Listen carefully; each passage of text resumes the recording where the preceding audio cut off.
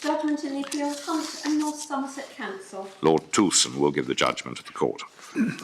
This dispute is between a local council and a young person with learning disabilities who lives in its area. In February 2012, the council voted in favour of cutting just over £250,000 from its youth services budget for the year 2012 to 2013. The appellant was concerned about the impact this was likely to have on the services provided for young persons with disabilities, and in particular on the future of a youth club which he used to attend. He was given permission to bring judicial review proceedings challenging the lawfulness of the decision. At the end of the hearing before a High Court judge, his lawyers were asked what they said the court should do if it accepted their legal arguments. The answer was they wanted the decision set aside. In the event, the judge rejected all the grounds of challenge and ordered the appellant to pay the council's costs with the qualification that the order was not to be enforced without a further order. The appellant was given permission to appeal to the Court of Appeal on two limited grounds.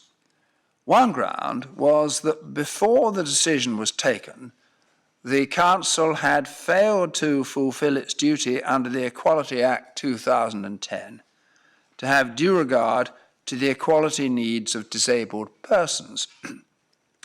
The council's officers had carried out an assessment of the likely effect of the cuts, but this had not been provided to the councillors who voted on the budget, although reference to it was made, and they would have been able to download it.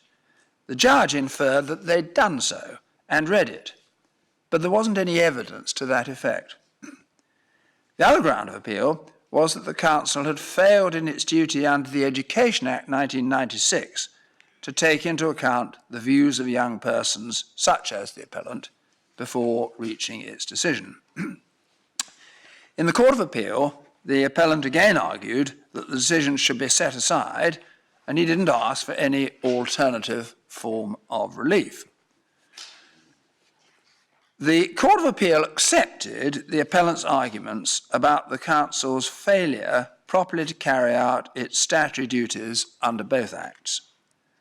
But by the time the appeal was heard, the financial year in question was well over, and the court said that it was far too late to unwind what had happened. It dismissed his appeal and ordered him to pay half of the council's costs. The appellant makes two complaints about the Court of Appeal's order. First, he complains that the court ought to have made an order declaring that the council was in breach of its statutory duties. The short answer to that complaint is that the appellant was represented by experienced counsel who never asked either the High Court judge or the Court of Appeal to make such an order, although they had every opportunity to do so. The appellant's representatives are not to be criticised in that regard because the judgment delivered by the court spoke for itself, and its authority wouldn't have been any greater if it had been accompanied by a formal declaration.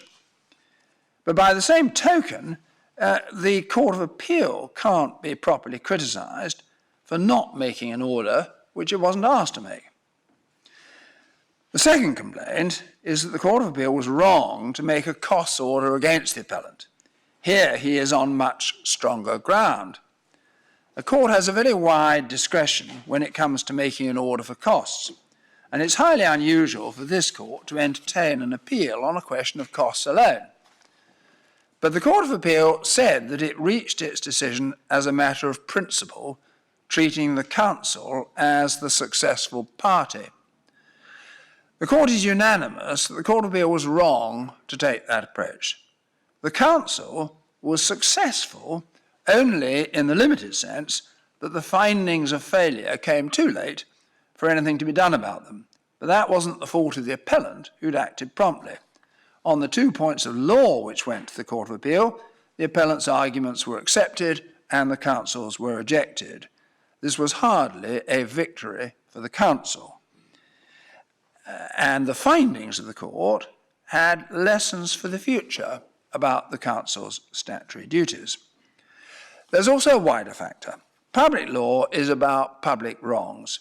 If a citizen is given permission to bring a legal challenge against a public body, and if at the end of fully contested proceedings it is found that the public body acted unlawfully, some good reason would have to be shown why he should not recover his reasonable costs. This court has now to decide what order should have been made. It considers that the appellant should have been awarded 2/3 of his costs in the courts below for reasons more fully set out in the judgment which is being handed down. His appeal is therefore allowed. As to the cost of the appeal to this court, the court's provisional view is that he should again recover 2/3 of his costs, but will allow the parties the opportunity to make written submissions if they wish.